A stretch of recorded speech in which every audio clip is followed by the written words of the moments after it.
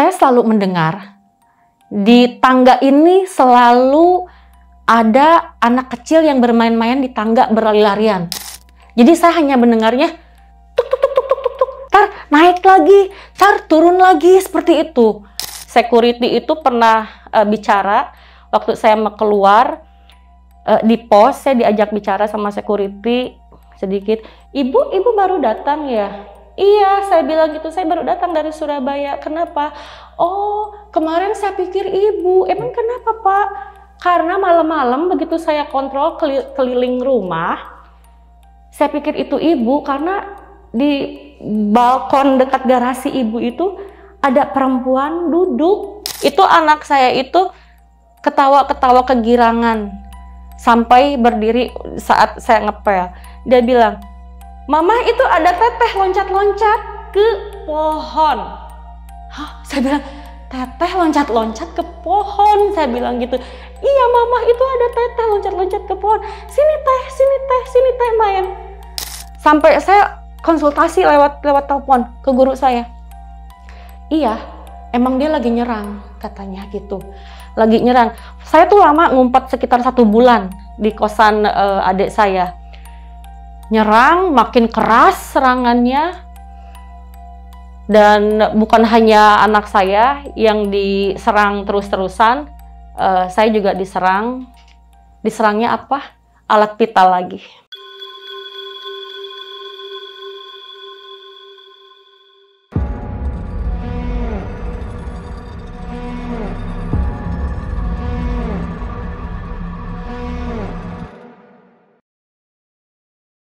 Halo Sobat OTM, balik lagi bersama gue Nardi di obrolan tengah malam. Semakin malam, makin seram.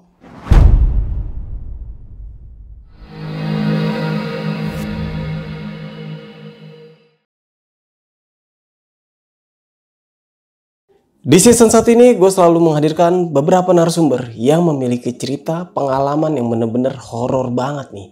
Dan kali ini gue sudah kedatangan seorang narasumber yang memiliki cerita pengalaman ketika ia ngontrak di salah satu rumah mewah yang ada di daerah Cikarang. Dan ternyata narasumber gue ini bener-bener gak kuat ketika tinggal di daerah Cikarang. Hingga akhirnya narasumber gue ini pindah ke daerah Bekasi. Dan di daerah Bekasi pun sama juga. Kejadian ini benar-benar hampir mirip sama perumahan yang ada di daerah Cikarang. Penasaran nih dengan siapa narasumbernya? Langsung aja kita sapa. Selamat malam Kak Enji. Selamat malam. Apa kabar nih Kak? Alhamdulillah semuanya baik-baik aja. Gimana kabarnya Bang Nardi? Alhamdulillah baik. Oke nih Kak Enji, kemarin kan menceritakan tentang kejadian ketika Kak Enji ini bekerja di dunia malam nih. Iya. Dan ternyata cerita ini masih berlanjut nih ketika Kak Enji ini sudah menikah sama salah satu pengunjung klub tersebut. Iya betul. Nah pas tinggal di rumah tersebut ternyata Kak Enji ini benar-benar diteror nih Kak. Betul. Dan boleh dibilang mungkin ada sebagian orang nggak percaya gitu kan. Tapi saya mengalamin ini nyata. Memang susah dijelaskan, nggak susah secara logika nggak ada gitu loh, tapi memang nyata. Oke. Mungkin ditahan dulu nih Kak Enji untuk ceritanya. Nah buat kalian semua nih yang penasaran sama ceritanya kelanjutan dari Kak Enji seperti apa, kalian bisa tonton dan simak video ini sampai habis. Dan buat kalian juga nih yang ingin menjadi narasumber yang memiliki cerita pengalaman yang benar-benar menarik banget dan ingin diangkat oleh obrolan tengah malam, kalian bisa langsung WhatsApp ke nomor yang ada di bawah sini. Atau jangan lupa kunjungi media sosial kita. Nanti semuanya gue taruh di deskripsi. Kak Enji, sudah siap? Ya, saya siap. Obrolan tengah malam, kita mulai.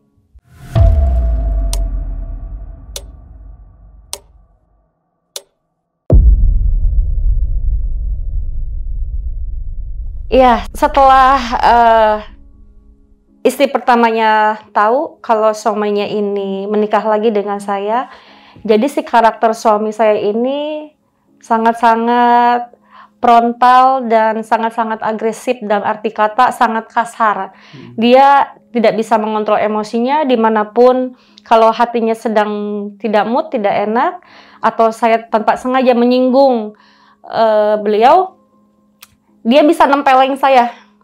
Ya, pengalaman saya ini yang begitu saya pulang dari Surabaya, begitu landing, mungkin saya menyinggung dia, mungkin ya saya nggak tahu juga ya, mungkin ada hal-hal gaib juga gitu yang menjadi kok ini kayak bukan suami saya yang saya kenal selama ini, kayak sosok yang lain gitu. Udah tanpa pikir panjang lagi, kalau dia mau mukul ya udah mukul aja. Kalau dia mau mencelakain saya, ya udah dicelakain. Mungkin separah-parahnya mungkin. Kalau sayanya nggak bisa meredam emosinya atau ngalah atau mungkin saya samaan, mungkin saya bisa dibunuhnya kapan aja atau diracun mungkin gitu loh. Karena ada seseorang yang mengontrol emosinya. Jadi kayak semacam nggak wajar setelah si istri pertamanya tahu gitu. Nah, setelah dari itu, kita kan sudah pindah dari kontrakan lama di Cikarang karena sudah tercium, pindah ke perumahan yang ada di Bekasi Tambun. Kebetulan saat ini tuh ya terbilang itu perumahan elit ya. Gitu. Saya di sana mengontrak di Kapling yang jarak rumah ke rumahnya itu jauh dan rumahnya pun sangat besar. Waktu itu tuh 2 level rumahnya dan kamarnya aja 5. Kamar mandinya itu ada beberapa, bukan 2 atau 3 gitu loh. Termasuk juga ada kamar untuk supir dan ART ada di belakang. Disinilah awal mulanya.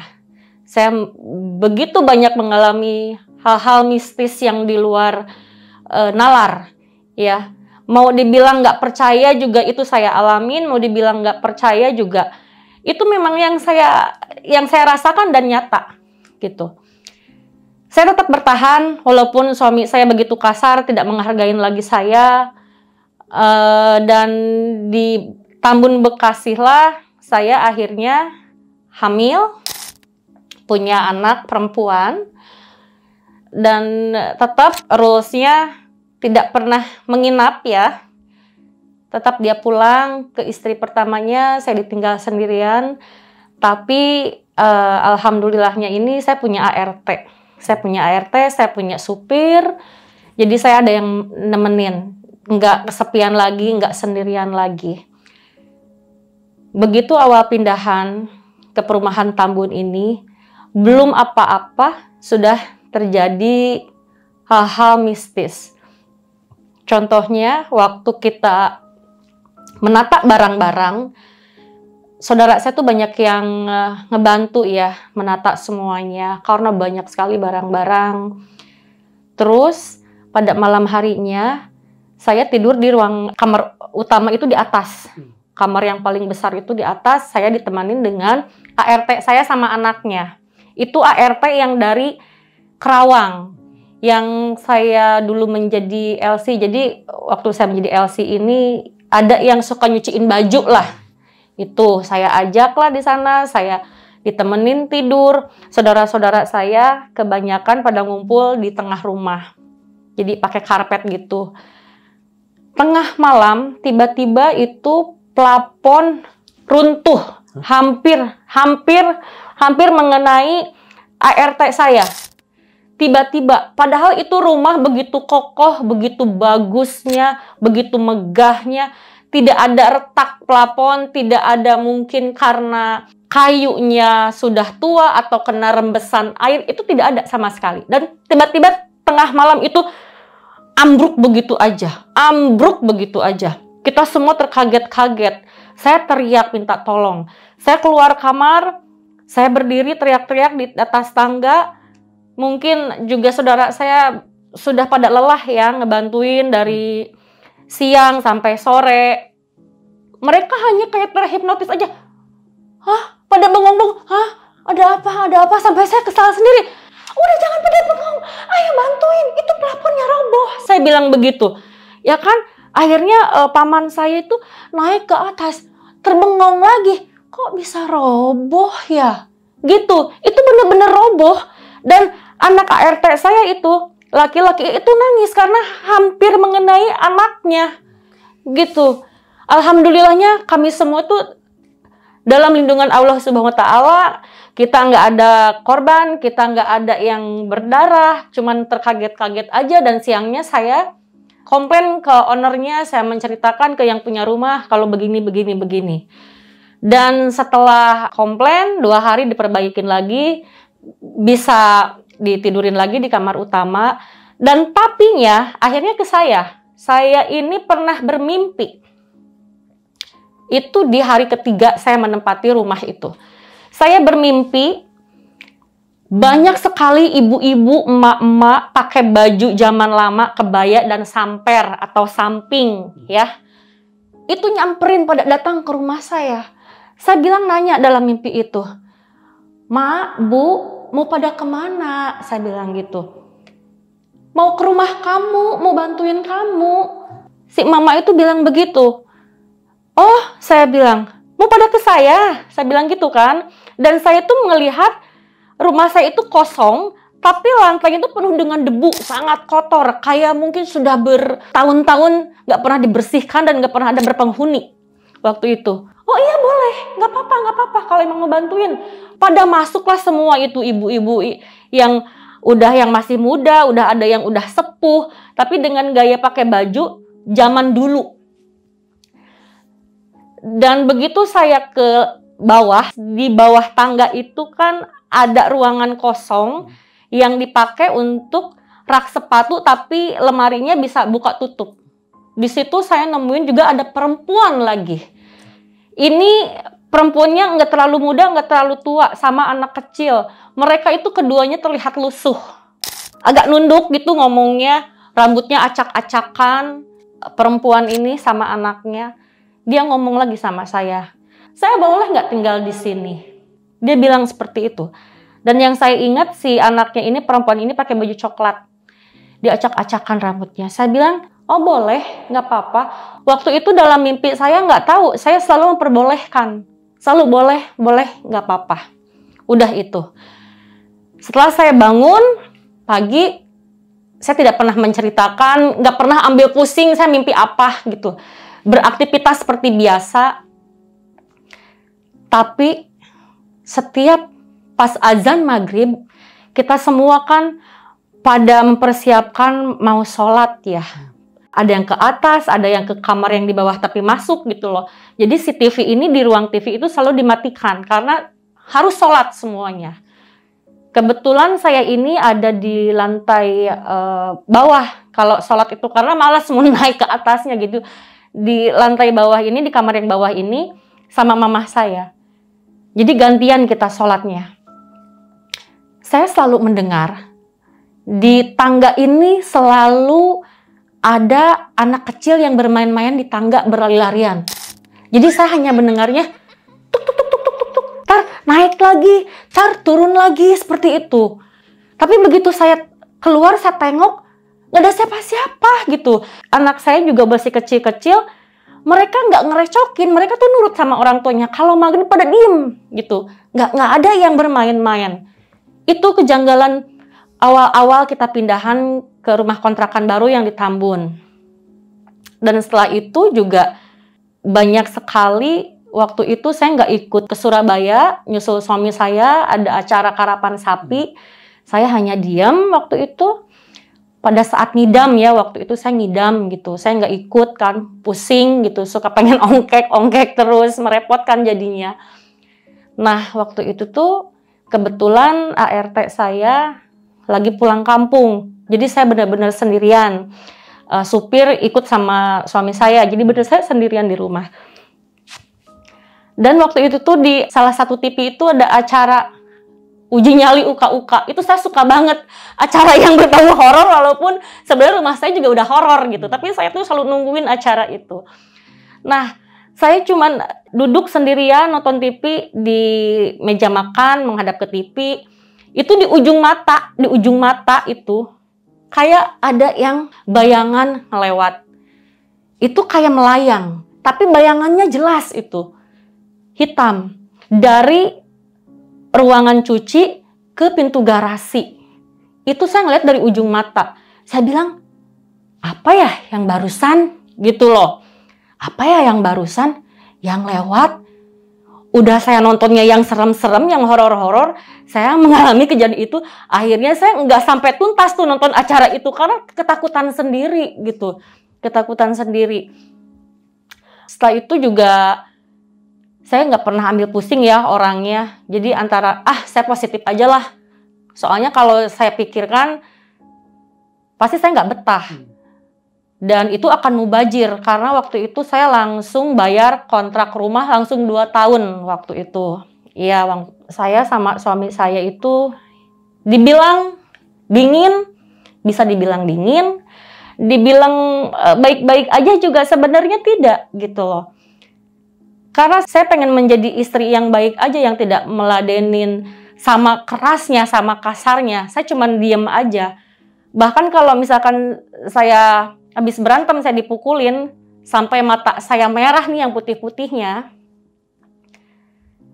Itu kan saya kadang disuruh pulang kan ke Kerawang. Mama saya suka nanya, itu mata kamu kenapa? Saya selalu berbohong. Padahal mama saya pun tahu kalau saya tuh pasti habis dipukulin gitu. Kayaknya yang namanya seorang ibu ya, batinnya kuat gitu loh. Walaupun saya tidak diasuhnya waktu kecil, tapi ikatan batin dari dalam selama mengandung mungkin ya, udah tahu gitu. Tapi saya diem. Terus udah kayak gitu, kalau udah berantem, saya dicari lagi ke Kerawang, diajak balik lagi. Nih seminggu, 2 minggu, bener nih, enak gitu. Kayak suami saya yang dulu yang saya kenal. Ntar kesananya begitu lagi gitu. Terus suatu hari, karena keadaan ini sudah tidak enak ya, keadaannya ini. Jadinya saya ini tuh sering diajak ke guru-gurunya, ke guru spiritualnya suami saya. Yang saya minta untuk diobatin untuk diri saya supaya legowo. Kayak gitu. Saya berpikir lah, gimana kalau saya minta tolong sama gurunya dia, tapi tanpa dia tahu. Kayak gitu. Tanpa dia tahu. Dan di saat itu, di hari itu, saya hanya mendengarkan curhatannya dia seperti ini. Pak Ustadz, ini saya mencontohkan bahasanya dia waktu curhat ke guru spiritualnya. Pak Ustadz, ini istri saya yang pertama ngoceh-ngoceh terus, marah-marah terus. Saya khawatir si ini tuh saya gitu. Takut kena labrak katanya. Bahaya ini kalau misalkan udah kena labrak gitu. Gimana ya gitu. Saya di situ dengernya juga langsung kaget. Oh iya ya, saya bilang gitu. Berarti saya harus punya tameng ini gitu loh. Kalau saya kosongan, nyawa saya akan terancam. Saya tahu dia nggak tahu saya. Udah gitu dia saudara-saudaranya itu pada kompak semua gitu. Nah, setelah kita pulang dari guru spiritualnya, itu saya memikirkan ide gimana caranya saya harus berusaha sendiri. Saya jangan diem aja gitu loh. Untuk protek, untuk melindungi diri saya supaya saya tuh nggak tersentuh oleh istri pertamanya. Di saat dia sibuk, saya pakai ojek, namanya Mang Oting ya kalau masih hidup, maaf ya Mang Oting. Itu saya minta antar pakai ojek supaya cepat bolak-baliknya ya antara Tambun ke Sukatani Cikarang, tapi itu juga masuk lagi ke dalam, pokoknya jauh sekali itu dari Sukatani itu masuk lagi. Saya bilang, saya minta tolong, saya bilang gitu. Iya, saya takut, kemarin saya menguping pembahasannya kemarin, solusinya nih harus gimana. Terus akhirnya membocorkanlah semua guru spiritualnya. Iya memang benar. Istrinya yang pertamanya itu lagi cari terus untuk menotor kamu. Menotor itu dalam arti menyerang secara halus, secara goib. Dia habis kemana-mana. Dia nyuruh si A, si B, si C saudaranya. Mungkin itu satu kampung Madura itu udah didatangin semua gitu loh. Orang pintar itu, supaya gimana caranya kamu hancur, gimana caranya kamu berpisah, tapi atas lindungan Allah, kok ini masih aja barengan gitu loh. Dia itu sudah mengincar kamu semenjak kamu di Delta Mas. Dia membocorkan semua jadinya. Sejak di Delta Mas itu udah diincar kamu itu. Tapi, maaf ya, saya bantu tanpa kamu tahu. Itu rumah kontrakan itu saya bentengin. Sebenarnya anaknya yang pertama itu sering loh nyari ke Delta Mas itu sampai muter-muter, tapi nggak pernah ketemu. Nah, di sini pun, di Tambun pun, itu sudah dengar mereka. Itu lagi berusaha nyari. Bahkan nomor polisi mobil kamu pun, itu mereka sudah tahu loh. Membocorkan semuanya akhirnya guru spiritualnya. Akhirnya saya lebih kaget lagi. Aduh, saya jadi takut keluar ya kemana-mana gitu loh. Akhirnya, tolonglah Pak Ustadz, saya bilang, bantu saya supaya saya jangan tersentuh, supaya aman-aman aja, saya kesana kemari, supaya nggak datang, supaya rumah kontrakan ini aman, yang saya tempatin nggak diobrak-abrik lah istilahnya. Karena yang saya tahu tuh, kalau orang sudah terbakar cemburu, apalagi suku dari sana, itu bisa sangat-sangat brutal gitu loh. Kalau udah ngelabrak gitu loh. Bukan hanya 1 orang, 2 orang yang ngelabrak. Itu bisa 2 mobil penuh saudara-saudaranya. Tretan semua. Tretan itu saudaranya semua gitu loh. Kayak gitu. Akhirnya si Pak Ustadznya itu bersedia untuk ngebantu saya untuk menjadi guru spiritual saya jadinya gitu loh. Jadi kalau ada apa-apa saya ke sana. Dan alhamdulillahnya memang betul itu terbukti saya bisa bebas walaupun saya ini butuh ke Cikarang nih gitu. Itu emang nggak pernah berpapasan, nggak pernah ketemu sama pihak anaknya atau istrinya itu nggak pernah gitu loh, nggak pernah ketemu. Karena waktu itu saya pernah ngajak belanja mama saya ke Cikarang ke Pasimal, pasar siang malam. Saya ngelihat ada istrinya lagi belanja pula di situ. Itu istrinya itu lagi beli daging. Saya bilang ke mama saya gini, "Mah, pengen tahu nggak istrinya yang mana?" "Emang ada?" "Ada. Tuh yang itu. Saya bilang gitu. "Tapi dia nggak tahu kita, Mah." Saya bilang gitu. Saya ngejajal omongan Pak Ustadz itu. Bener enggak gitu loh. Saya aman. Kadang saya begitu kalau misalkan datang ke orang pintar, kalau dia menjanjikan, tenang aja kamu aman. Kadang saya ingin membuktikan, bener nggak gitu loh. Akhirnya saya deketin, saya pura-pura ke tempat sayur, dia di tempat daging karena berdekatan, berseberangan gitu. Itu bener-bener dia tuh nggak nengok, nggak apa. Bener-bener nggak lihat saya. Sampai dia selesai dari pasar, dia memasukkan barangnya ke dalam mobil, dia bener-bener tidak nyadar kalau saya ada berada di situ juga, deket malah. Itu benar-benar terbukti, Bang. Omongan Pak Ustadz itu. Dan sampai berpisah pun, saya memang tidak tersentuh. Padahal itu sangat-sangat membara. Karena gini, selama saya tinggal di Tambun, di klaster yang pertama itu, yang sampai 5 kamar rumahnya, si suami saya ini terlalu percaya ke pamannya dan bibinya dari si istrinya. Dia itu polos, nggak mungkin dia jadi spion, nggak mungkin dia mau menjahatin kamu gitu. Sampai akhirnya saya pura-pura bego, saya nurutin aja.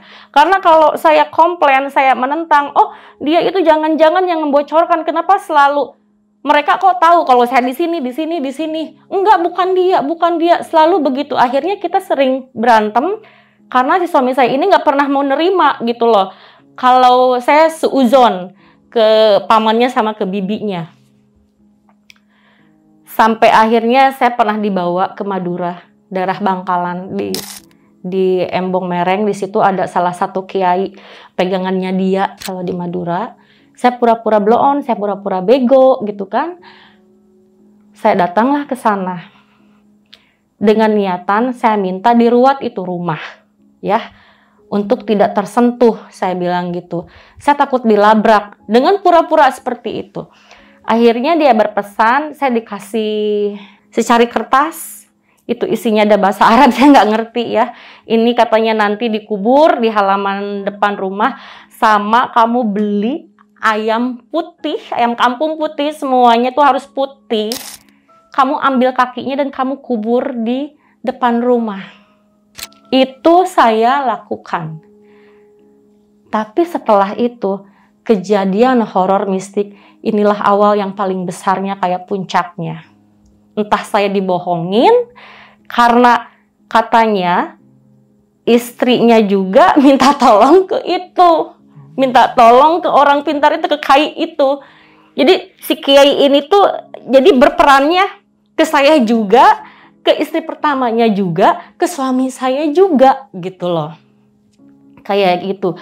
Dan kebetulan karena si paman sama bibinya ini merapat terus ke saya, terus bibinya ini mengiming-imingi kayak gini, kamu jangan diem aja, Beng. Beng itu nak ya bahasa Madura. Kamu jangan diem aja, Beng. Kamu harus punya kegiatan di rumah. Kamu mau nggak bisnis daster sama saya? Daster motif-motif Jawa Timuran, sono Madura kan bagus-bagus ya gitu loh. Akhirnya saya mau. Ternyata di balik semua itu, dia itu mau membikin jebakan, trap untuk saya. Tapi dengan secara halus, dengan pelan-pelan gitu loh. Kayak ngasih umpan dulu lah. Tapi saya tersadarkan. Kenapa saya tersadarkan? Setiap dia tuh dari Madura kan naik bis malam, turun pulangnya itu di pintu tol Cikarang Barat, kan ada pulan ya di situ tuh. Kencana Ungu apa nama bisnya kalau nggak salah. Nah di situ dia telepon saya, Beng, ini saya baru sampai Cikarang ini, kamu dibawain sama Abah. Abah itu ya kiai yang dari Madura itu, yang di Embong Mereng itu ya, yang saya mintain untuk ngerawat rumah itu. Ini sama daster ya, saya bawain buat kamu, Beng.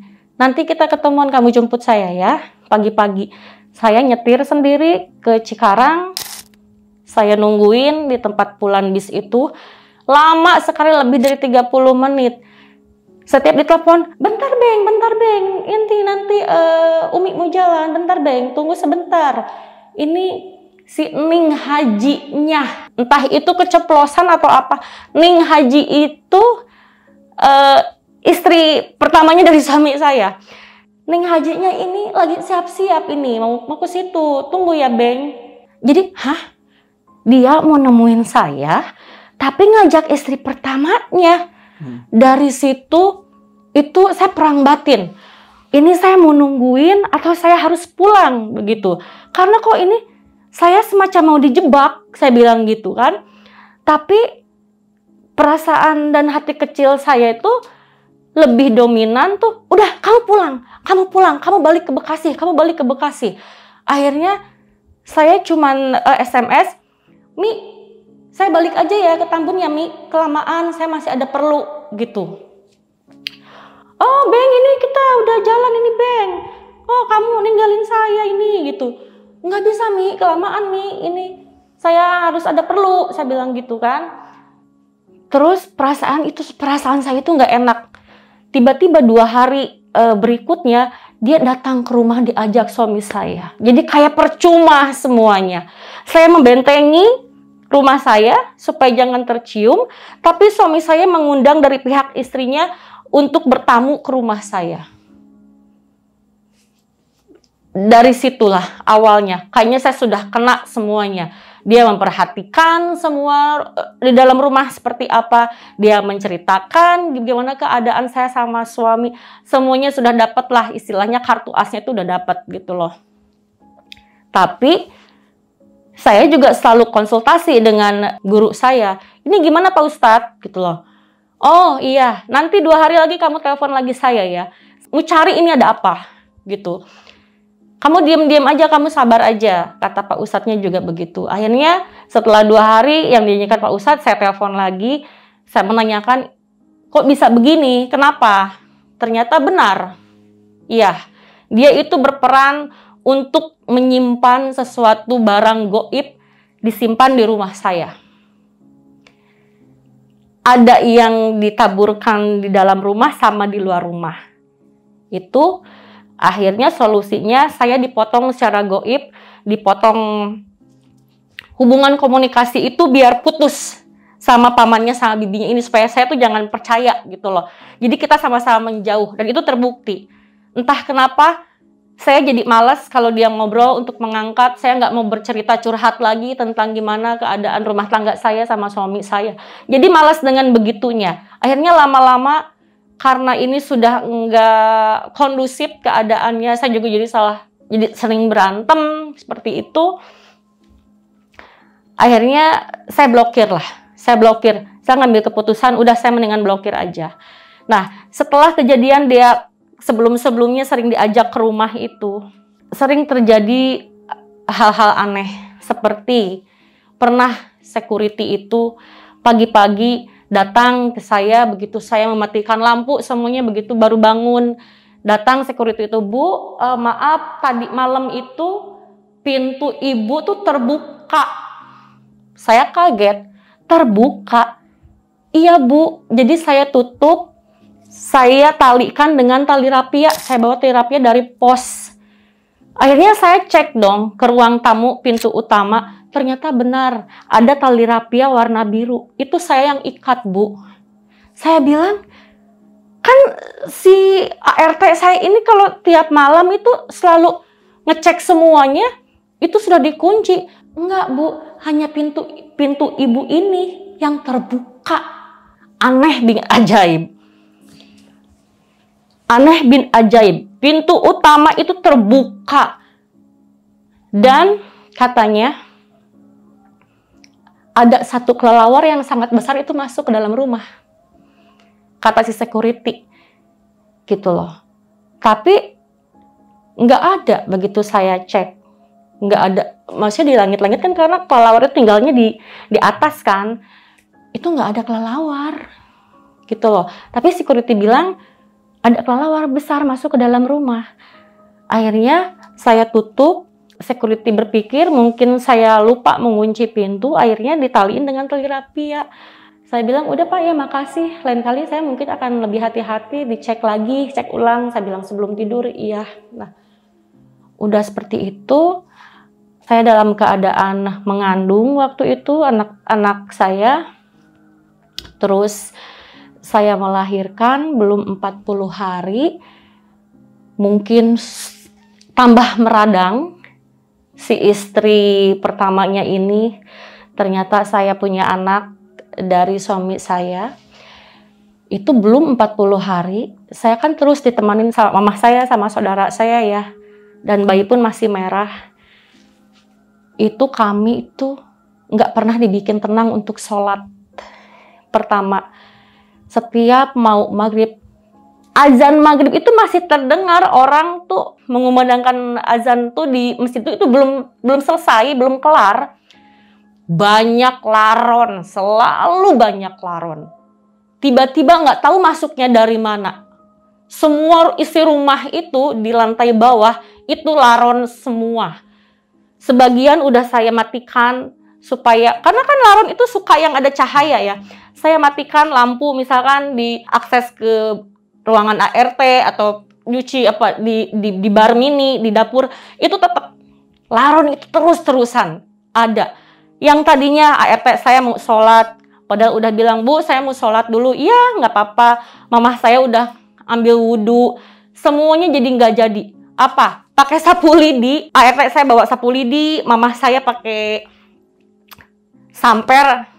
samper itu samping supaya keluar, dibukakanlah pintu. Akhirnya saripna ya kalau kata orang Sunda, kan harusnya kalau azan maghrib itu kita menutup pintu ya, karena kan beda alam, pergantian alam. Ini malah dibuka karena si laronnya itu biar keluar. Tapi begitu sudah azan berhenti, mungkin sekitar 10 menitan, si laron itu pun menghilang, rapih. Yang tadinya laronnya banyak, tapi bekas sayapnya itu hanya sedikit tertinggal di lantai. Itu tidak masuk di akal. Segitu banyaknya laron. Harusnya kalau banyak laron, banyak sayap yang tertinggal berjatuhan. Ini sedikit. Tapi ada.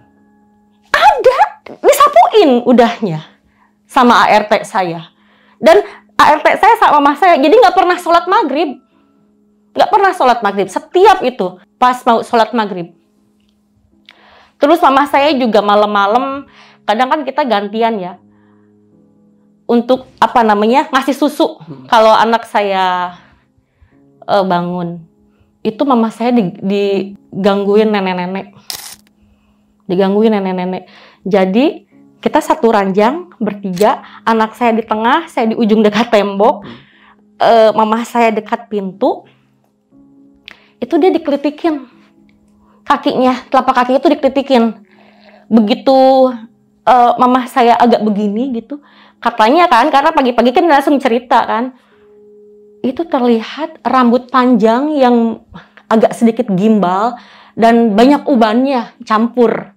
Lagi begini katanya di bawah ranjang. Nenek-nenek. Iya, dikelitikin. Kalau di atas, karena banyak kamar yang kosong, akhirnya kamar utama nggak saya pakai. Begitu saya punya anak masih bayi, saya nggak mungkin naik turun tangga. Akhirnya di kamar atas itu, saya suruh tempatin sama ART saya. ART saya tuh malah diganggunya, kamar mandinya itu sering dibuka tutup. Iya, buka, banting, tutup lagi. Buka, dibanting, ditutup lagi. Sering seperti itu. Kadang katanya kayak ada orang yang mandi pakai wangi kayak sabun gift warna ungu gitu. Iya, padahal kita pakai sabun cair dan tidak memakai merek itu. Wangi banget. Wangi sampai ditengok ke kamar mandi, nggak ada gitu. Iya, sering diganggu seperti itu. Kadang juga di atas plafon kayak ada orang yang jalan kaki. Kalau langkah tikus santung misalkan, atau misalkan kucing, itu terdengarnya kayak ringan. Beda dengan orang atau manusia yang jalan kaki bluk. Nah, sering kedengaran seperti itu. Setelah saya 40 harian, sudah lama, ya kan. Terus juga setelah kejadian-kejadian itu, saya juga sudah merasa kuat. Saya terbang lagi ke Surabaya, pasti dengan urusan entah itu suami ada acara karapan ya. Saya tinggal di hotel atau sewa apartemen Surabaya, dan tetap serangan itu tidak pernah putus. Kenapa saya bilang serangan? Karena serangannya ini bukan tertuju untuk saya sekarang. Anak saya pun kena yang masih kecil, masih bayi. Itu karena pertama sering nangis kejer, ya kan? Udah diapa-apain itu nggak pernah. Wajahnya itu sering beruntusan. Beruntusannya itu nggak hanya di muka. Maaf, di alat vitalnya juga seperti herpes. Itu kan nggak masuk di akal. Sebayi itu gitu loh. Karena saya punya dokter pribadi di Hermina itu, dokternya dia itu selalu dicek dan nggak pernah sembuh gitu penyakitnya ini. Tapi setelah saya konsultasi ke guru saya yang di Cikarang ini, walaupun nggak dikasih apa-apa, setiap saya konsultasi, tolonglah, mungkin saya nggak tahu gimana-gimana, setelah konsultasi 2 hari, 3 hari, hilang itu semua herpes di anak saya. Dan nggak pernah nangis kejer lagi. Iya, sampai guru saya ini nanya, kamu sering dengar suara meledak nggak? Iya, saya bilang. Jadi kalau saya tidur, itu kayak dengar suara meledak, kayak petasan. Tapi bukan petasan, begitu saya sampai kebangun kan nggak mungkin gitu loh ada suara petasan, kayak yang meledak. Oh, katanya, udah, ini positif, ini serangan. Jadi kalau seseorang lagi anteng tidur, tiba-tiba terdengar kayak ada suara ledakan, itu serangan katanya. Dan itu bener. Karena kalau habis karapan atau misalkan karapan udah selesai, kita masih stay lama di Surabaya, suami saya tuh cuma marah-marah aja ke saya tuh bawaannya, cuman marah aja, nggak tahu kenapa. Walaupun saya bersikap biasa, bawaannya marah-marah aja. Telepon sana sini pakai bahasa Madura, kan saya nggak ngerti bahasa Madura. Apa yang dia ceritakan tuh saya nggak ngerti. Dan Bukan hanya mulutnya aja yang marah-marah, tangannya pun ikut gitu loh. Sampai saya pernah terlintas di benak saya frustasi, saya depresi. Saya baru melahirkan, punya anak, perjuangan 4 tahun kosong, nggak dikasih momongan. Tapi setelah ada momongan, saya tidak diperlakukan baik-baik saja. Tetap saja saya dikasarin. Sampai saya mau, udah saya mending bunuh aja di anak saya. Saya bilang begitu. Sampai saya depresinya. Saya pengen ngebunuh anak saya. Gitu loh. Karena kenapa saya tidak bahagia gitu loh. Selama saya jadi istrinya ini, walaupun saya jadi istri 2, saya tidak pernah keluar dari mulut saya, ceraikan istri kamu. Saya tidak pernah meminta dia untuk menceraikan istrinya. Tidak pernah, gitu loh. Saya sudah ikhlas, saya sudah legowo jadi istri kedua. Tapi saya selalu diperlakukan kasar, walaupun sudah ada anak. Sampai saya sudah kayak, udah saya give up, saya capek, saya menyerah. Saya pengen ngebunuh anak saya, dan saya pengen minum racun gitu loh. Saya pengen mati juga gitu loh. Tapi selalu ingat almarhum nenek saya. Saya jadi sedih ya. Dia tuh selalu berpesan, Mimi saya itu, kamu nanti kalau sudah menikah, kamu punya suami, kamu harus jadi istri yang sabar. Karena perempuan itu kalau sudah menikah, kuncinya harus sabar. Kalau kamu tidak pernah mau sabar, mau segimanapun rumah tangga kamu, itu akan hancur. Karena laki-laki itu punya sifat egois. Sebagai istri kamu harus sabar. Hanya itu pesan dari bibi saya. Akhirnya walaupun suami saya suka mukulin saya, KDRT, kenapa saya bertahan? Karena saya ingat ujangan dari mimi saya. Menjadi istri itu harus sabar. Jadi perempuan itu harus sabar. Kuncinya sabar, sabar, sabar. Itu. Walaupun sering melintas dalam pikiran saya pengen bunuh diri, saya pengen ngebunuh anak saya sudah capek, saya sudah lelah. Nggak jadi, itu loh. Nggak jadi, akhirnya udah, saya cuma bisa mengurus dada. Walaupun saya disiksa terus, sampai biru-biru kadang gitu. Saya cuma sabar, saya istighfar, saya ingat ujangan mimi saya. Saya cuma bisa diam. Udah kayak gitu, walaupun saya diserang secara physically, walaupun saya diserang secara goib, untuk dihancurkan, saya tetap bertahan. Tetap bertahan. Saya selesai selama di Surabaya ini, dan kadang untuk menghibur pikiran saya bisa kuat, kadang juga saya pergi ziarah ke Sunan Ampel, dekat Pasar Pegirian itu di Surabaya. Saya minta barokahnya di sana.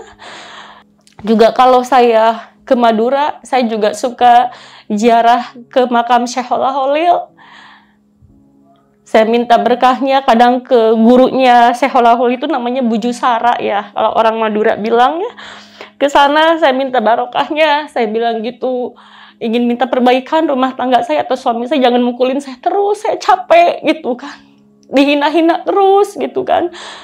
Karena hinaannya itu dia tuh bibirnya tuh lemes kayak perempuan kalau ngehina gitu. Dari A sampai Z itu ada gitu loh.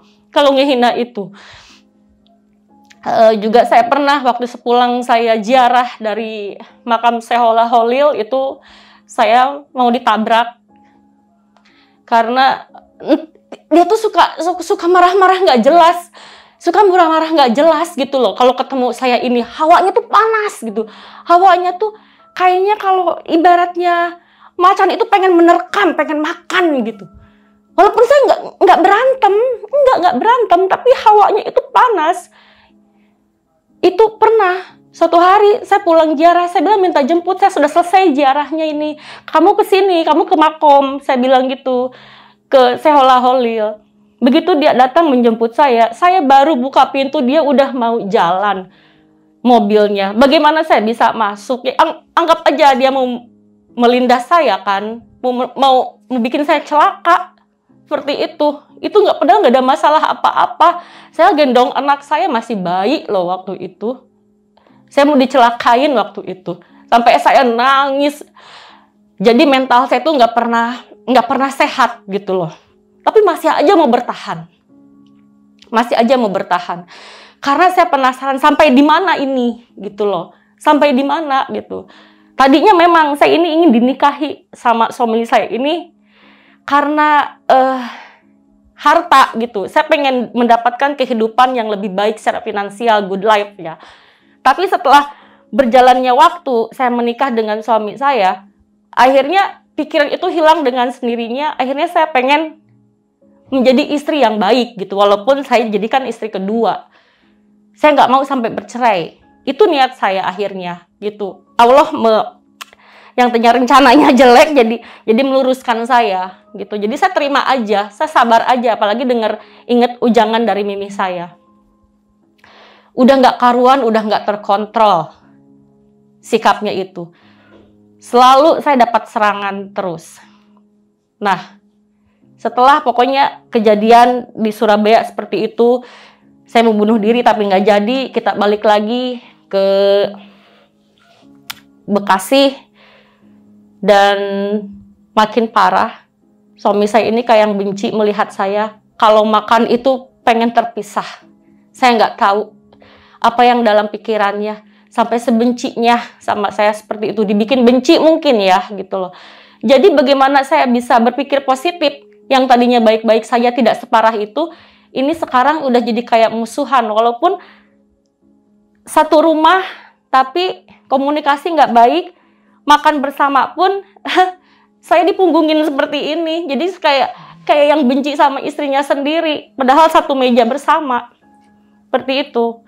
Dan suatu malam, tengah malam, itu tiba-tiba foto saya sama suami saya berdua itu jatuh.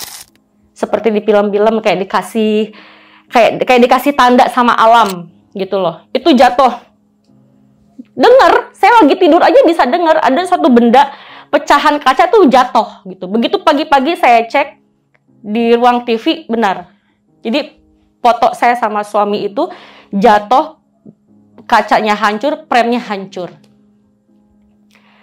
Saya langsung suuzon, ini pertanda apa ya? Ini aneh loh gitu loh.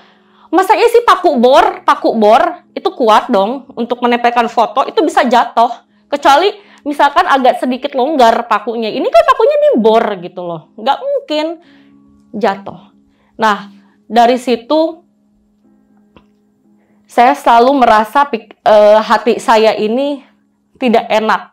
Dan selama saya di Surabaya yang lama itu, security itu pernah bicara waktu saya mau keluar di pos, saya diajak bicara sama security sedikit. Ibu baru datang ya? Iya, saya bilang gitu, saya baru datang dari Surabaya. Kenapa? Oh, kemarin saya pikir ibu. Emang kenapa, Pak? Karena malam-malam begitu saya kontrol keliling rumah, saya pikir itu ibu karena di balkon dekat garasi ibu itu ada perempuan duduk katanya. Kan kebetulan rambut saya itu panjang ya. Rambut saya itu panjang, tapi duduknya ini ngebelakangin jalan. Jadi saya pikir kok si ibu malam-malam duduk sendirian mau ngapain gitu loh. Nah, setelah dari situ di pinggir rumah saya ini ada rumah baru kapling yang mau dibangun. Kan tukangnya tidur di situ tuh sama bosnya. Itu pun sama gitu loh. Pernah nanya si mandornya ini, Bu baru kelihatan lagi? Iya biasa, saya kemarin pulang ke Jawa Timur gitu. Oh, lama Bu di sana? Iya lumayan lama gitu. Oh gitu. Kenapa ya Pak? Kok kayak heran gitu. Ngelihat mimik si mandor ini kayak, kenapa ya Pak? Ada apa ya gitu. Enggak. Kemarin suka ada perempuan yang suka duduk malam-malam. Sekitar jam 11 mau menuju ke jam 12. Itu. Wah, siapa ya Pak? Saya bilang gitu. Ya makanya. Aduh saya nggak tahu Pak, saya bilang gitu. Jadi saya berpikir, apa jangan Mbak Kunti gitu kan, Mbak Kun karena rambutnya panjang. Jadi kata si security itu posisinya itu kalau duduknya seperti ini, begini. Jadi dia memperlihatkan si punggungnya dengan rambut panjang seperti ini posisinya. Iya, gitu. Oh gitu ya Pak ya. Ya udah, waktu itu juga saya ingat. Waktu sepulang dari Surabaya, saya mau masukin baju kotor ke mesin cuci. Masih jam 5-an loh, masih penter lah istilahnya kalau kata orang Jawa tuh masih penter gitu loh. Saya mendengar seseorang itu ada perempuan nangis tapi kayak ketawa tapi kayak nangis. Jadi suaranya itu kalau saya boleh mencontohkan tapi nangis lagi, tapi kayak ketawa gitu loh. Sampai, jangan-jangan ART saya kenapa? Saya berpikirnya ART saya sampai saya teriak-teriak. Nah, kamu kenapa? Kenapa Bu?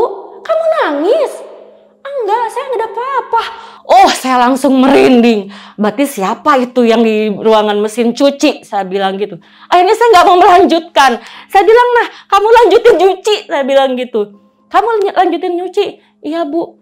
Dari situ, aduh, saya bilang, ini kok saya kayak diikutin ya? Saya gitu kan. Kok saya lagi diikutin ya? Saya bilang gitu. Terus juga kadang si keran wastafel. Jadi saya punya minibar. Terus ada wastafel kecil itu jendelanya itu ngadep ke garasi itu. Itu kadang kalau malam-malam kayak ada orang yang nyuci tangan di wastafel kayak gitu. Kan saya udah pindah kamarnya di bawah kan, karena saya punya anak. Itu akhirnya saya tengok kan gitu, siapa gitu mah. Karena saya berpikirnya, oh ini ART saya. Ngapain sih dia ke bawah gitu kan? Kayak gitu. Karena setelah dia kayak cuci tangan itu kayak dibiarkan airnya keluar terus. Iya, terus ngalir. Akhirnya sampai saya bangun, saya tengok. Enggak kok. Saya lihat wastafel kering. Jadi ini siapa tadi gitu. Jadi saya berpikirnya kok aneh sih gitu loh. Kok aneh sih gitu. Udah kayak gitu, anak saya juga udah mulai besar. Saya ngeluh lah. Saya ngeluh ke suami saya. Aduh, kayaknya saya udah nggak kuat deh. Saya bilang gitu di sini. Boleh nggak sih saya pindah nyari rumah yang agak kecilan lagi? Saya bilang gitu.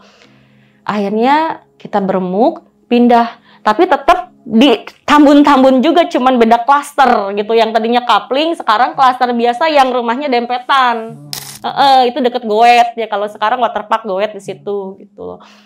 Setelah saya tidak ada hubungan lagi komunikasi dengan saudara-saudaranya, akhirnya saya pindah ke yang rumah lebih kecil kayak begitu.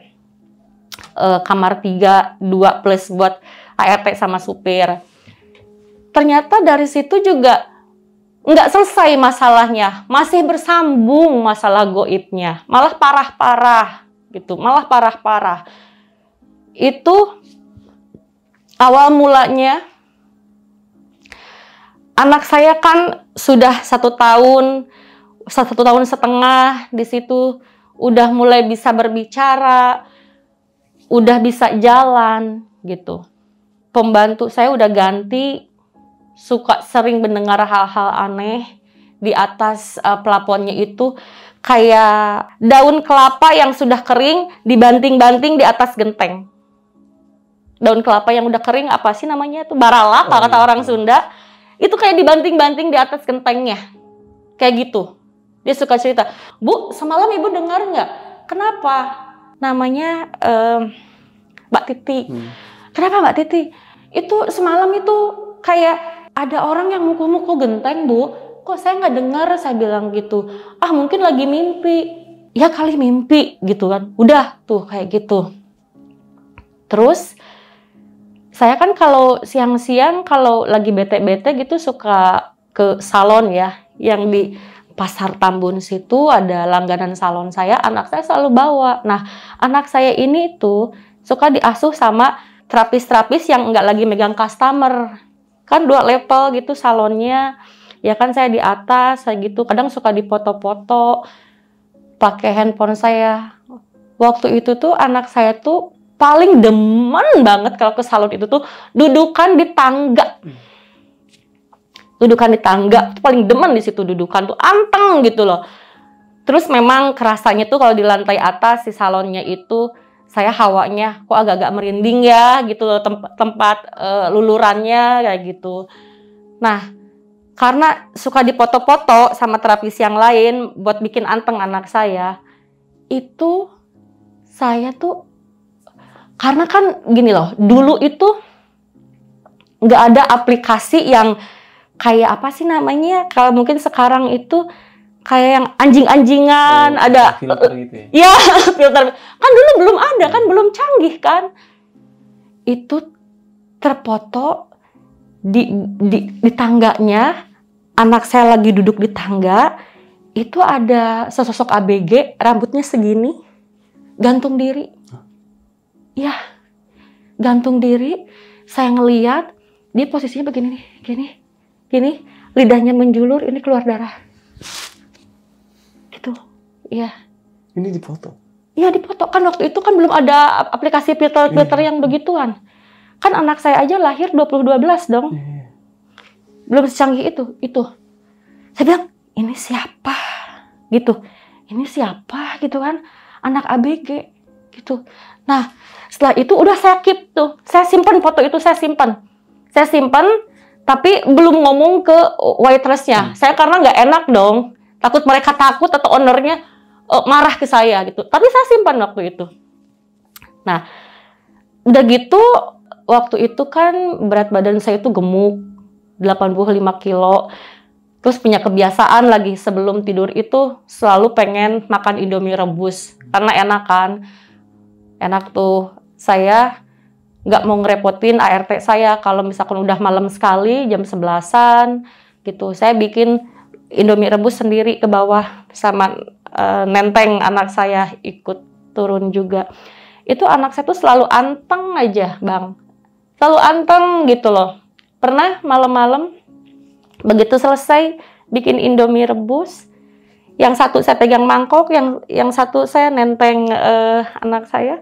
Anak saya bilang gini, Mama, itu ada kakek-kakek, Mama, rambutnya panjang putih, katanya. Liatin terus, gitu. Di rumah itu tuh. Mana, Nak? Nggak ada, Nak. Itu Mama ada, katanya gitu. Saya takut dong, Bang. Takut, udah yuk ke atas yuk, ke kamar yuk, kita makan mie yuk. Kayak begitu. Akhirnya sampai saya, mie itu dimakan di dalam kamar, si mangkok sesudahnya saya nggak mau turunin, saya takut. Nah, dan keadaan rumah tangga saya tidak baik-baik saja. Makin kesini, sudah bener-bener kayak neraka. Uang jatah belanja saya sudah tidak normal, sudah banyak dikurangin. Saya sudah tidak mampu lagi membayar ART, akhirnya dengan berat hati saya keluarkan ART saya. Saya kemana-mana sudah tidak pakai supir, saya kemana-mana sekarang sendiri, dan semuanya dipres budget itu. Gitu. Sampai terkadang saya untuk membeli token listrik pun tidak ada uangnya, nggak ada uangnya. Karena apa? Suami saya selalu mengeluh nggak punya uang. Bayangkan, dia itu punya bisnis spill, nggak mungkin punya uang, gitu. Sampai saya jarang ke rumah mama saya nengokin di Kerawang itu, karena saya nggak punya buat bayar bensin, nggak ada, gitu kan. Nah, akhirnya saya nggak mau ambil pusing lah, bodo amat lah, kayak begitu ya. Yang penting saya sama anak saya sehat, saya bilang gitu aja udah. Nah, anak saya ini kan selalu anteng, dikasih mainan banyak, tapi antengnya sudah kelewat anteng. Antengnya tuh anteng, terkadang kalau saya perhatikan kayak ada yang ngajak main bareng, kayak ada yang nemenin gitu kan. Dia anteng, ketawa ketiwi sendiri kayak gitu. Saya sih sebagai emaknya, udah nggak apa-apa lah. Saya bisa kerja juga, anteng juga waktu itu berpikirnya seperti itu. Tapi waktu saya ngepel sore-sore sekitar jam 5-an, di kamar utama itu ada balkon sedikit, depannya itu view-nya ke jalan. Di luar gerbang itu ada pohon jenjing, sudah besar. di dalam balkon saya, di dalam pagar itu pohon palem yang sudah tinggi ya. Tapi itu selalu dipotong, saya nyuruh tukang rumput untuk potong daun yang keringnya. Itu anak saya itu ketawa-ketawa kegirangan sampai berdiri saat saya ngepel. Dia bilang, "Mama, itu ada teteh loncat-loncat ke pohon." Hah? Saya bilang, "Teteh loncat-loncat ke pohon?" Saya bilang gitu. "Iya mama, itu ada teteh loncat-loncat ke pohon. Sini teh, sini teh, sini teh main." Anak saya seperti itu. Saya merinding deng. Merinding beneran sampai saya telepon adik saya. Si ini ngomong begini loh. Iya, itu katanya ada teteh loncat-loncat ke pohon. Terus malah diajakin masuk ke dalam. Saya bilang gitu. Dalam pikiran saya sih teteh loncat-loncat itu kan pocong ya. Iya. Udah. Terus kata adik saya, "Beneran teh?" "Iya beneran," gitu.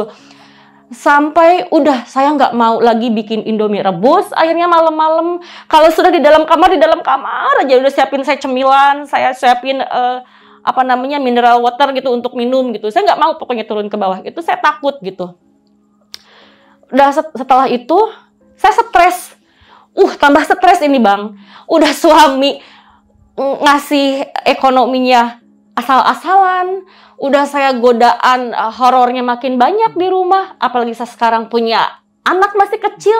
Anak itu kan udah nggak bisa anak kecil jujur nggak bisa di brainwash ya, masih apa adanya. Tetaplah saya datang ke guru saya lagi, "Ini ada apa sih sebenarnya? Saya udah stres, saya udah nggak kuat gitu kan." Ternyata saya tetap diikutin bang oleh sosok halus suruhannya dari istri pertama. Saya diikutin terus. Walaupun nih saya ngontrak kemana aja, itu gangguan mistiknya tetap ada. Saya diikutin. Walaupun udah pindah? Kan udah pindah ke klaster yang deket Goet dari coupling itu kan. Itu kan saya pindah dari coupling ke klaster yang itu tuh yang lebih kecil karena nggak tahan godaannya gitu loh. Ternyata masih diganggu juga dan katanya itu makin kenceng. Tetap nyariin bang. Si istrinya nyariin. Si anaknya nyariin juga. Tapi nggak ketemu saya bang. Sempat terdengar itu udah lewat di depan rumah saya. Tapi nggak terlihat saya ini. Luar biasanya itu benteng dari Pak Ustadz itu. Nggak terlihat. Selama rumah tangga selama mau 10 tahun, saya alhamdulillahnya tidak tersentuh, masih terlindungin, nggak kena labrak. Ya serangannya seperti itu. Akhirnya kenapa saya udah nggak kuat, ternyata si suami saya ini setelah saya konsultasi dengan guru saya, ternyata saya ada diikutin, ya diganggu terus. Terus suami saya bilang, "Kamu mau nggak kita pura-pura bercerai?" Katanya begitu. "Hah? Pura-pura bercerai?" "Iya, karena istri saya udah nggak tertahankan lagi menuntut saya menceraikan kamu. Saya nggak mau gitu. Terus kamu mau nggak kita tuh berdrama pura-pura kita bercerai, tapi disaksikan. Kamu jangan takut untuk ketemu sama istri saya. Nanti banyak orang di sana, ada saya kok." Tapi tetap itu saya nggak mau. Nggak mau saya. Ya bayangin aja orang yang dendam sekian tahun, saya mau dipertemukan, dia nyari pun saya nggak ketemu, tiba-tiba kayak ular nyamperin pecut bang, saya nyamperin gitu loh. Enggak, saya bilang nggak mau. Dan katanya gini, "Itu nanti mobil saya bawa dulu ya." Gitu loh. Jadi saya harus diceraikan, hartanya mau diambil yang saya sudah dapat. Tuh, akhirnya saya kabur bang. Nggak mau, saya bilang. Gak mau, saya bilang gitu. Saya kabur, balik ke Kerawang, ngumpet di kosan adik saya. Iya, waktu itu adik saya itu belum pacaran sama orang Korea juga ya. Itu.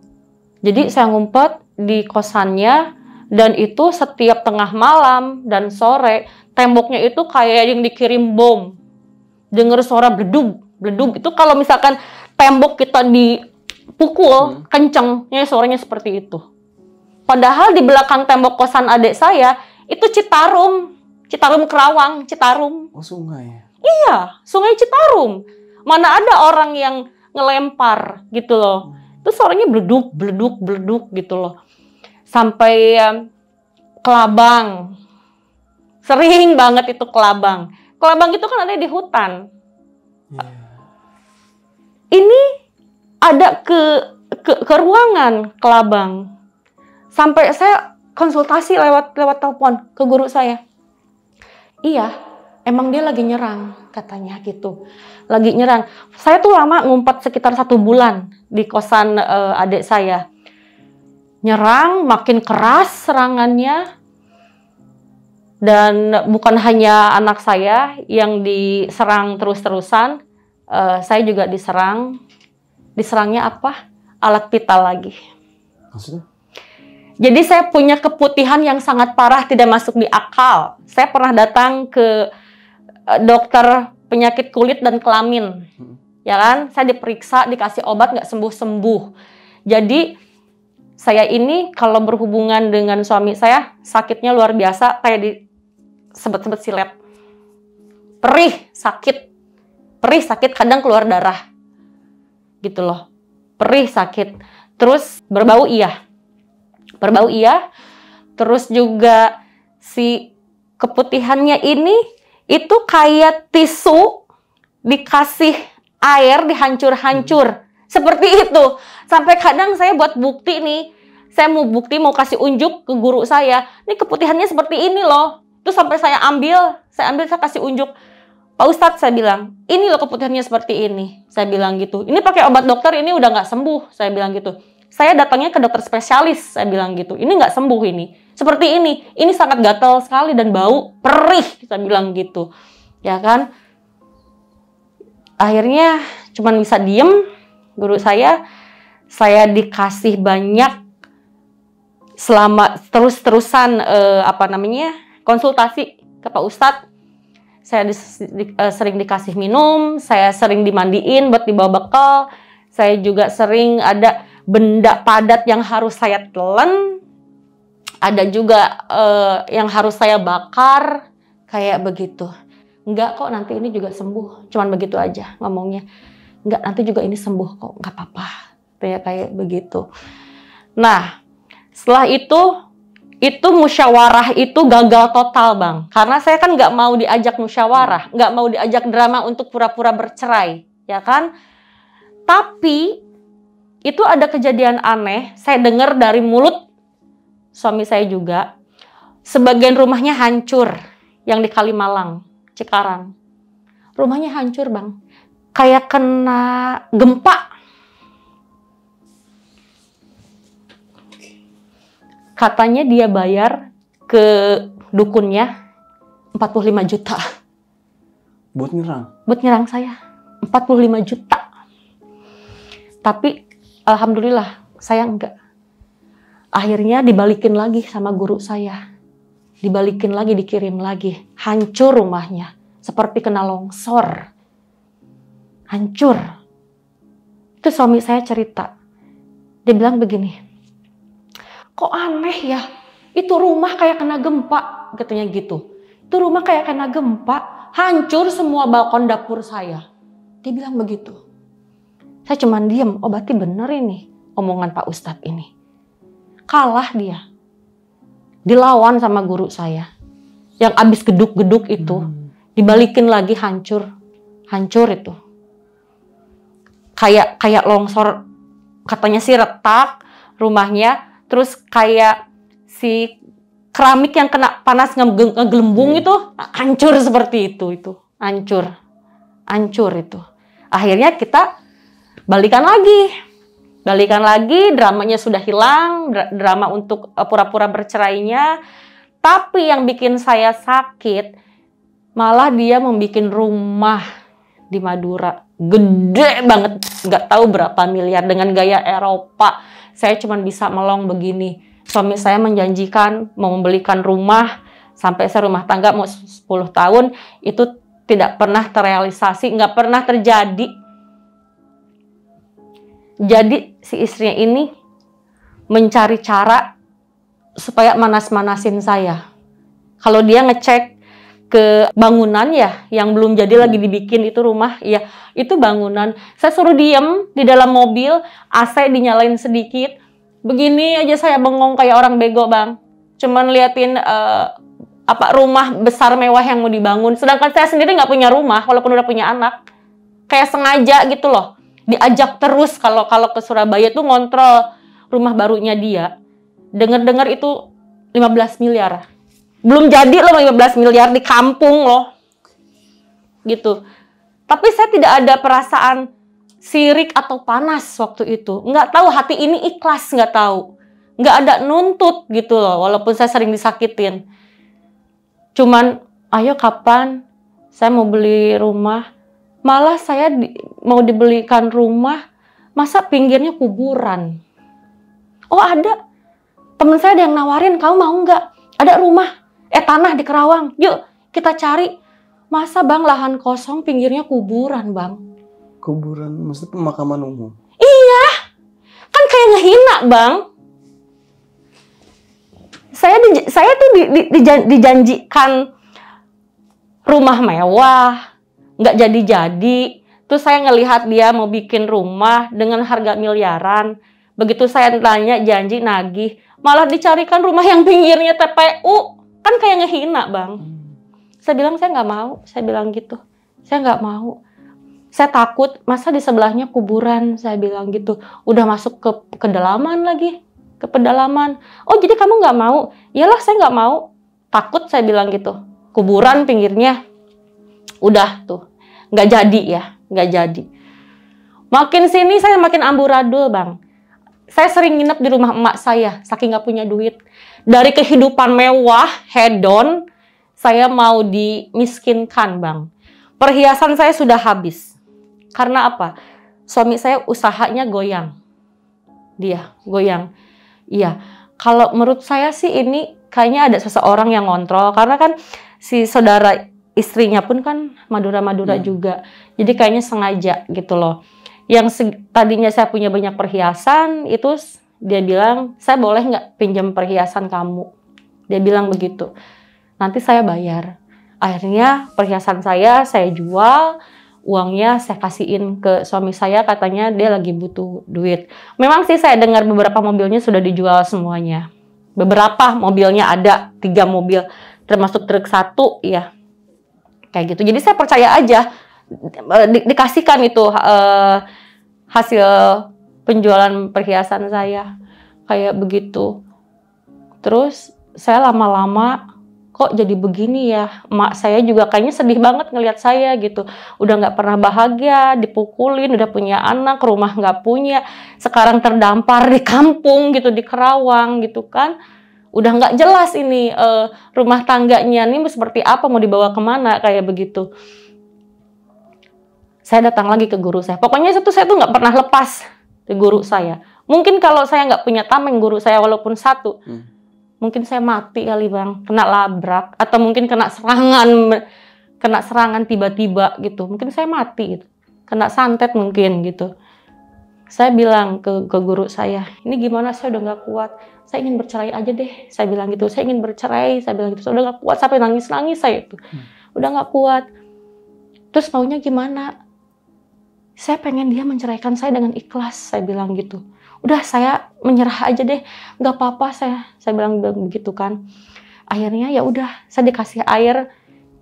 Gimana caranya? Suami kamu suruh minum ini air, dia pasti akan legowo menceraikan kamu. Ternyata itu benar, Bang. Begitu saya balik lagi ke Tambun, saya berantem, saya bilang udah kita bercerai aja, saya bilang gitu.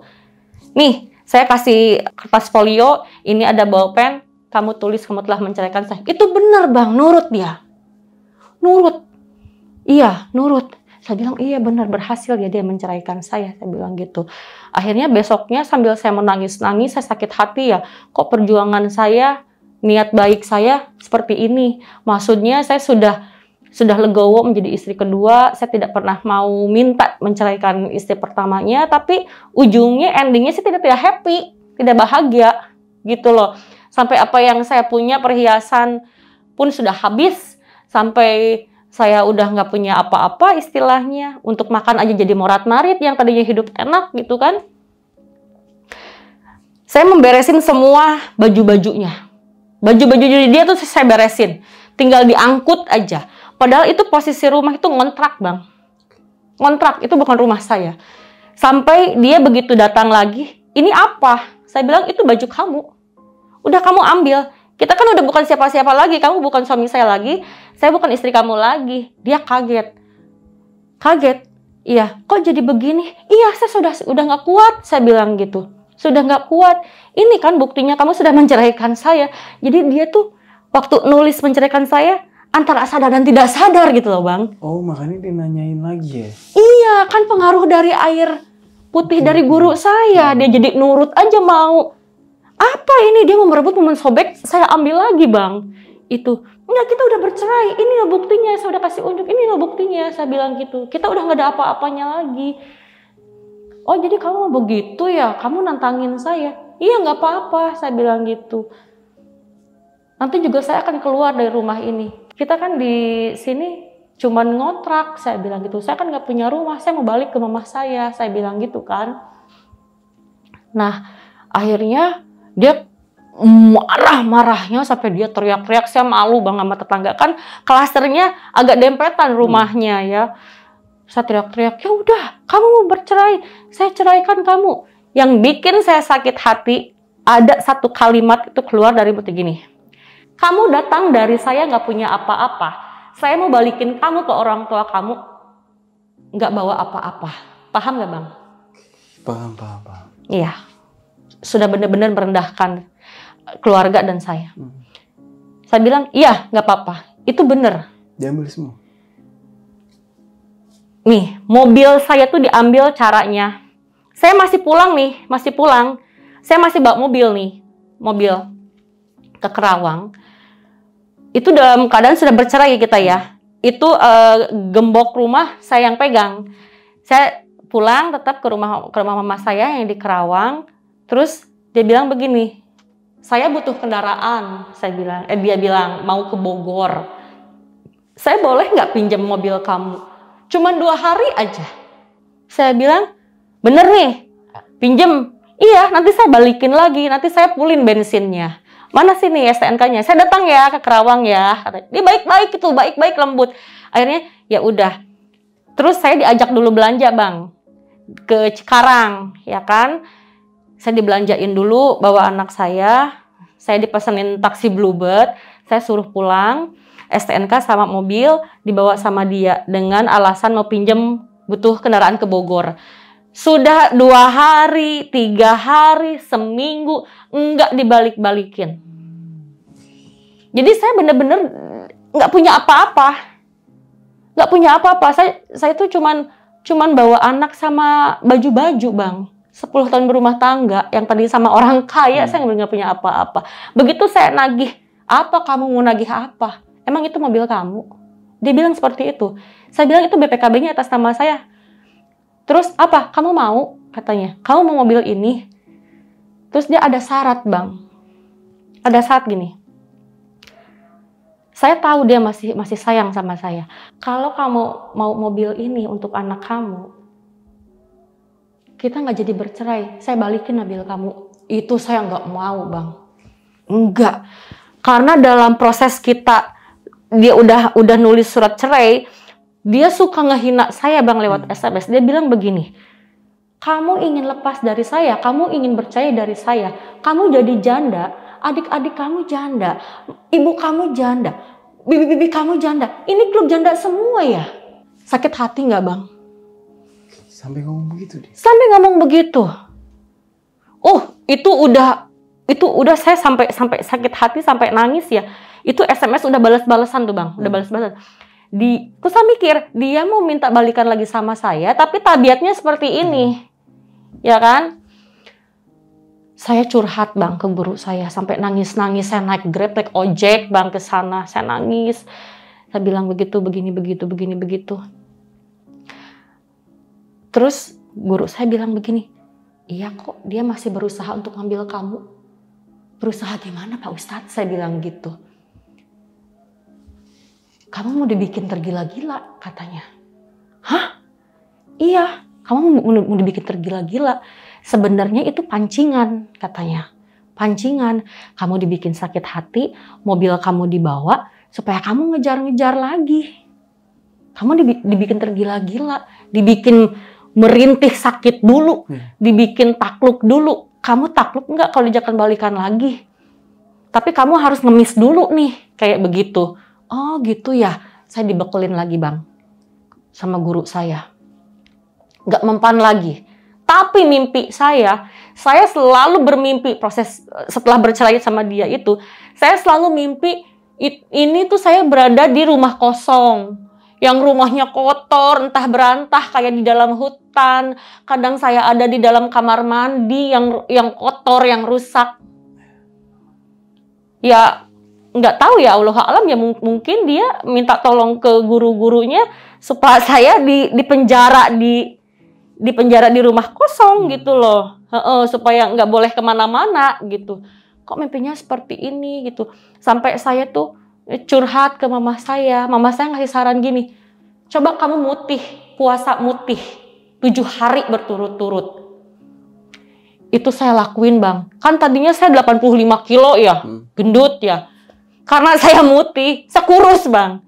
Kan kalau mutih cuman minum air putih dingin sama 2 sendok nasi putih kan, selama 7 hari berturut-turut bang saya mutih, cuman makan itu aja. Sebelumnya saya seperti orang gila itu beneran. Saya nggak mau mandi. Nggak mau mandi. Cuman diem duduk di meja makan di rumah emak saya. Duduk diem, ngelamun, ngerokok. Kadang tuh senyum-senyum sendiri. Saya seperti orang gila bang. Kata mama saya, mandi udah sore, mandi. Enggak nanti aja. Sambil merokok. Sambil tengah malam masih merokok. Kadang kok saya senyum-senyum sendiri, ketawa-ketawa sendiri gitu. Itu nggak mau mandi. Sampai daster pun nggak mau ganti, bang. Saya seperti orang gila. Bener itu, saya mau dibikin gila tuh bener. Iya. Tidak mengenal pengen ganti baju baru, pengen mandi, pengen keramasan, enggak. Akhirnya mungkin doa dari orang tua ya, udah kamu mutih. Saya mutih, akhirnya saya mau mandi bang. Mau mandi akhirnya. Normal lagi. Tadinya cuman diem aja bang, kayak begini. Kata mama saya itu, di dapur. Coba. Cuman diem, nyari rokok, merokok. Terus nggak mau makan. Tapi kadang makan, tapi makan itu nggak normal gitu loh. Terus mama saya tanya, kamu waktu itu tuh mikirin apa sih bisa begitu? Nggak tahu. Saya bilang nggak tahu, saya mau mikirin apa. Banyak merokok, kamu nggak, seminggu kamu nggak mandi-mandi pakai daster itu aja, kata mama saya. Saya mau dibikin gila, bener mau dibikin sinting saya ini. Jahat kan bang? Ya kan? Pernah katanya ada saudaranya ke situ malam-malam jam 9. Yang ditanyain bukan anak saya, malah saya. Ada enggak? Gitu. Oh, nggak ada. Bilang gitu kan. Oh, nggak ada. Oh, udah aja. Jadi mama saya tuh berharap, ini loh anak kamu nih, butuh biaya nih, gitu. Kok yang dicariin emaknya, kan udah bukan siapa-siapa. Anaknya biayain dong, gitu. Ini enggak. Nah, setelah saya jadi kurus dari 85 kilo karena saya efek dari mutih selama 7 hari, saya normal lagi. Nggak pernah melamun, nggak pernah ketawa ke TV sendiri lagi. Mau mandi, akhirnya saya cari kegiatan senam. Ya, kegiatan senam. Dan sesekali saya nengokin rumah saya yang di Tambun. Walaupun saya nggak tempatin. Ya, minta anter sama adik saya yang nomor 3. Pakai motor. Cuman mau ngecek aja tokennya masih ada apa enggak gitu. Kesanah lah. Adik saya nungguin di luar gerbang rumah. Saya masuk ke dalam. Terus tiba-tiba adik saya ini, teh ayo teh cepetan pulang teh. Kok ini jadi panas dingin begini ya katanya. Tiba-tiba tuh dia demam, menggigil bang. Adik saya tuh. Kenapa Saya bilang, ayo pulang yuk, pusing ini, dingin banget katanya. Dingin? Kok dingin sih? Gitu saya bilang. Udah yuk pulang yuk pulang. Sebelum pulang itu ada satpam lewat pakai motor. Bu, kok baru kelihatan kemana aja? Iya, kemarin ada bapak kesini katanya. Terus dia cuma diem di depan pagar kayak gitu. Cuman diem aja katanya gitu. Terus pergi lagi dia pakai motor, katanya pakai motor Nimax. Oh gitu. Nah, setelah saya pulang, setelah ngontrol rumah dari situ, saya pulang ke Kerawang, adik saya cerita, Teh, waktu teteh masuk dalam, saya nungguin di luar, itu tiba-tiba saya tuh menggigil, katanya dingin banget. Terus perasaan tuh gatal, semua badan itu gatal, katanya gitu. Itu sampai sakit 3 hari bang, beneran. Demam. Itu. Saya cuma SMS ke guru saya, gini ceritain. Oh ya emang iya, ditaburin itu di depan rumah. Tadinya tuh buat kamu.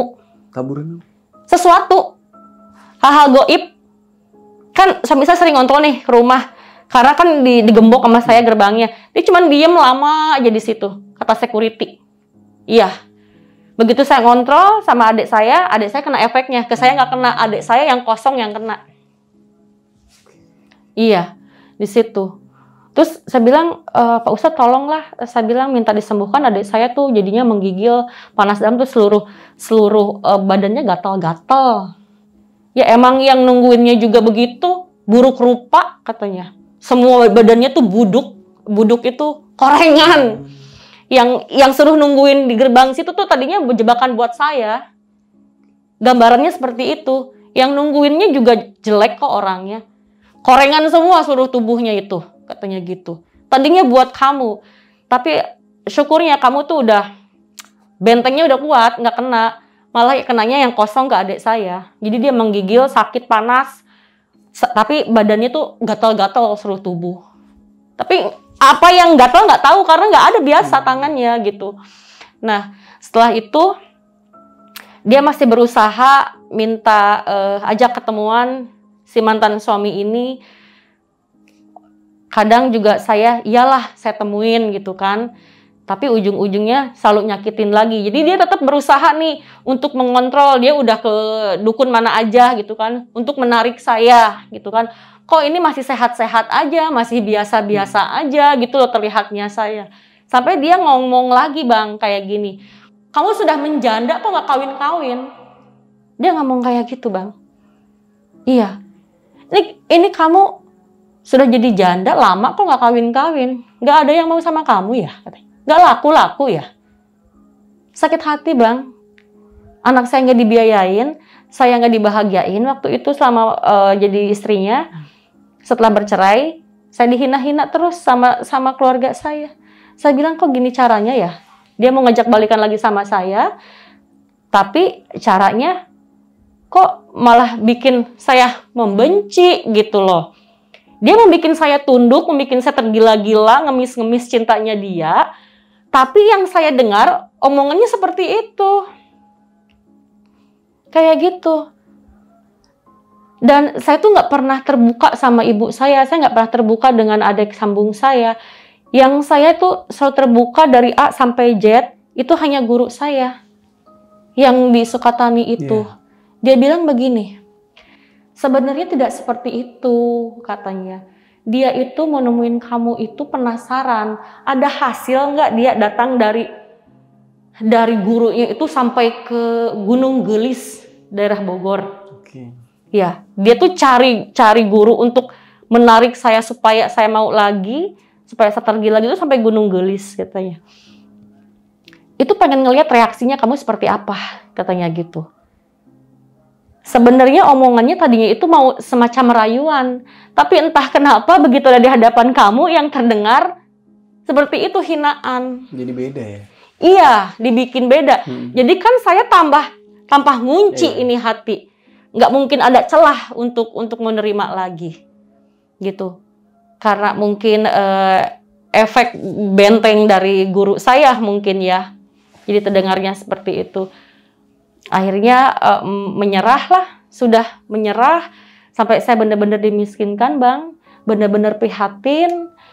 Yang tadinya saya menempatin kontrakan rumah mewah di Bekasi, akhirnya saya bukan mengontrak ya, namanya kosan ya, satu kamar kecil untuk menunda barang-barang saya kayak sofa, meja makan, kulkas, mesin seperti itulah, tetek bengek seperti itu.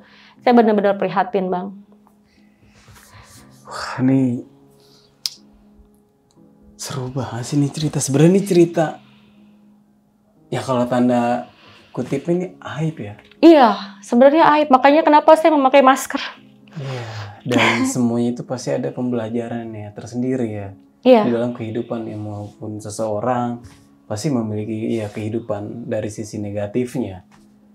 Nah, Kak Anggun. Iya. Mungkin ini satu pertanyaan aja sih aku mau ngasihnya. Kenapa Kak Anggun ini mau menceritakan semua kejadian hal-hal seperti ini di OTM ini? Iya.